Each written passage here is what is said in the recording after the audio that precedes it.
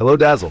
Thanks for coming and hanging out with me today. I'm glad that you are here. Dark Souls is often heralded as one of the greatest video games of all time, celebrated for its challenging gameplay, rich lore, and intricate level design.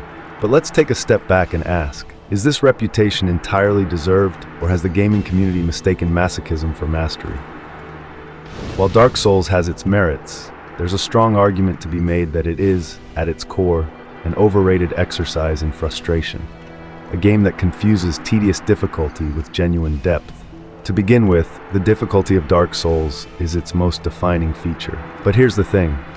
Just because something is difficult doesn't mean it's good. The game punishes players relentlessly, and while some celebrate this as a return to a pure form of gaming, others see it as a flimsy disguise for poor design choices. The unforgiving nature of the combat, where a single misstep can erase hours of progress, forces players into a loop of trial and error that can feel more like drudgery than fun.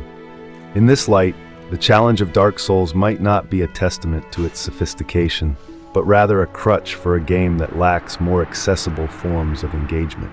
Moreover, the narrative of Dark Souls is a fragmented puzzle, lauded by many as a triumph of environmental storytelling. Yet its storytelling approach could easily be seen as a cop-out. The game relies on vague item descriptions, obscure lore drops, and cryptic character dialogues to weave its tale. This isn't so much an innovative form of narrative as it is an absence of one, leaving players to scour forums and fan-made wikis to piece together what should have been conveyed through a more thoughtful and direct in-game experience. Dark Souls doesn't tell a story so much as it dangles fragments of one in front of players, forcing them to fill in the gaps. For many, this doesn't add to the mystery or depth.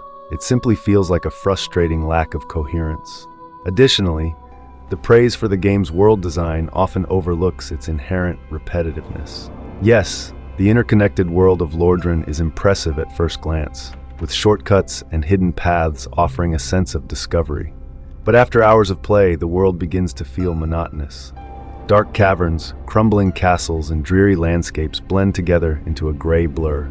The visual storytelling is undeniably atmospheric, but it is also limited in variety, offering little relief from the pervasive gloom. For every moment of awe, there are countless stretches of identical corridors and recycled enemy types that make the game feel padded rather than purposeful.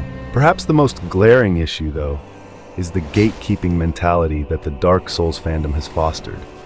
The game's difficulty is often wielded as a litmus test for a player's worthiness, creating an exclusionary culture that dismisses those who don't have the time, patience, or skill to endure its punishing mechanics.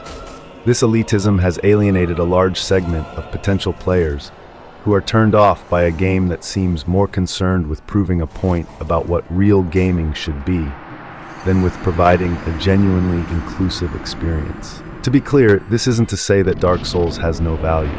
It undoubtedly revolutionized aspects of game design, offering a stark contrast to the hand-holding mechanics of many modern games. Its sense of accomplishment, when finally overcoming a seemingly insurmountable obstacle, is undeniably rewarding. But does that alone make it a masterpiece? Or is Dark Souls a game that has been overhyped by a vocal minority that conflates punishment with profundity? In the end, Dark Souls may be less a groundbreaking work of art and more a cleverly marketed endurance test. A game that has built its reputation not on its genuine qualities, but on its ability to make players feel like they've joined an exclusive club. For every player who finds meaning in its mysteries, there are others who find nothing but frustration and fatigue. Perhaps it's time we reconsider whether Dark Souls truly deserves the pedestal it's been placed upon, or if it is, in fact, just another grind in disguise. Well, that's about it for my rambling today. Thanks for coming and spending some time with me. If you like my rambling, then click on that like button. It really does help. Until we talk again, you take care of yourselves.